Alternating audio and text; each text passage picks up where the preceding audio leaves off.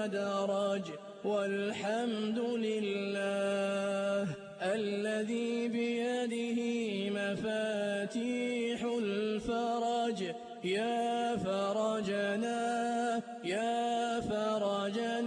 إذا أغلقت الأبواب ويا رجاءنا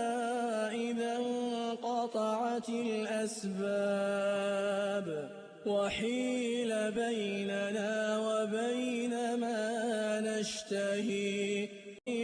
ودرج والحمد لله الذي بيده مفاتيح الفرج يا فرجنا إذا أغلقت الأبواب ويا رجاءنا إذا انقطعت الأسباب وحيل بيننا وبين ما نشتهي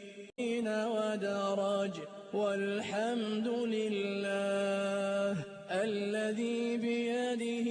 مفاتيح الفرج يا فرجنا